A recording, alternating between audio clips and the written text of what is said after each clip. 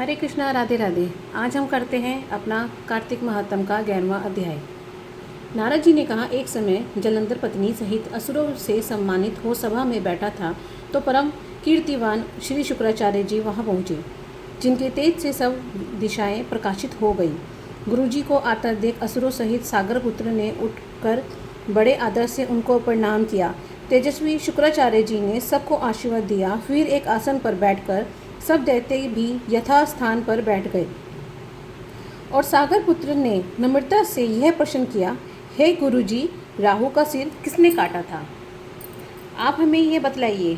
इस पर श्री शुक्राचार्य जी ने विरोचन पुत्र हिरण्यकशिपु के कशिपु और उनके धर्मात्मा पौत्र का परिचय देकर देवताओं और असुरों द्वारा समुद्र मंथन को संक्षेप में सब कथा कहकर यह बतलाया कि जब समुद्र के से अमृत निकला था तो उसे देव रूप से राहु पीने चला।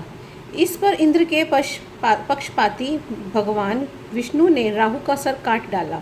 यह सुनने के साथ ही जलंधर के नेत्र लाल हो गए। उसने बड़ा क्रोध किया। फिर अपने धस्मर नामक दूत को बुलाकर गुरु का कहा हुआ सब वृतांत सुनाया और उसे यह आज्ञा दी, तुम शीघ्र ही इंद्रपुरी में जाकर इंद्र को मेरी शरण में लाओ। धस्मर जलंधर का बड़ा निपुण दूत था। वह शीघ्र ही इंद्र की सुधर्मा नामक सभा में जा पहुंचा और जलंधर के शब्द से में कहा, हे देवताधम, तुमने समुद्र को क्यों मथा और मेरे पिता के सब रत्नों को क्यों ले लिया? ऐसा करके तुमने अच्छा नहीं किया। यदि तू अपना भला चाहता है तो उन सब रत्नों सहित देवताओं के साथ मेरी शरण में आ, अन्यथा हे सुराधम, मैं सत्य कहता हूँ कि मैं तेरे राज्य ध्वंस हो जाएगा। इस पर इंद्र बहुत विस्मित हुआ और कहने लगे, पहले सागर ने मेरे भय से सब पर्वतों को अपनी खुशी में क्यों स्थान दिया और मेरे शत्रु दैत्यों की क्यों रक्षा की? इसके कारण मैंने उनके सब रत्न हरण किए हैं। मैं भी सत्य चाहता हूँ कि मेरा द्रोही सुखी नहीं रह सकता। इंद्र की बात सुनकर वह दूत शीघ्र ही जलंधर के पास आया और सब बातें उसे कह सुनाई, जिन्हें सुनते ही वह दैत्य मारे क्रोध के अपने होंठ काटने लगा और देवताओं को जीतने के लिए उसने उद्योग आरंभ किया। फिर तो सब दिशाओं तथा पताल से करोड़ों दैत्य उसके पास पहुंच गए।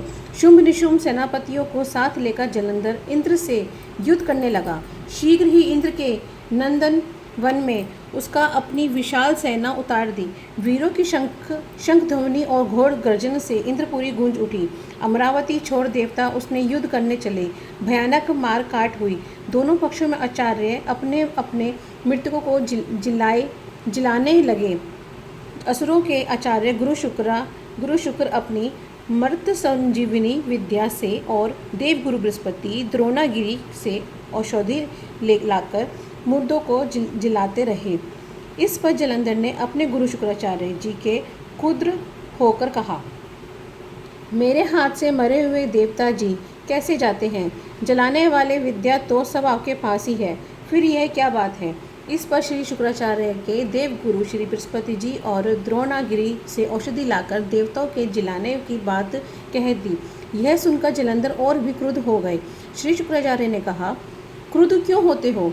यदि शक्ति हो तो द्रोणागिरी पर्वत को उखाड़कर समुद्र में फेंक दो, तब मेरे कथन की सत्यता प्रमाणित हो जाएगी।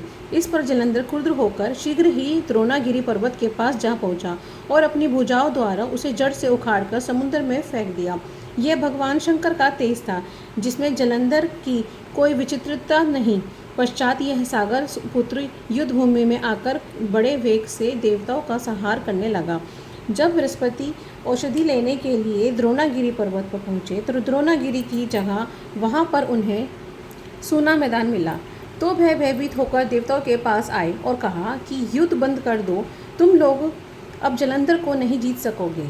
पहले इंद्र ने जो भगवान शंकर का अपमान किया था, यह उसी का फल है। यह सुनकर देवता युद्ध की आशा त्याग अत्यंत ही व्याकुल हो इधर उधर भाग निकले। सिंधु सूत निर्भय होकर अमरावती में प्रविष्ट हो गया। इंद्र आदि देवताओं ने गुफा में शरण ली। 11वां अध्याय संपूर्ण हुआ। बोलो कार्तिक महात्म की जय।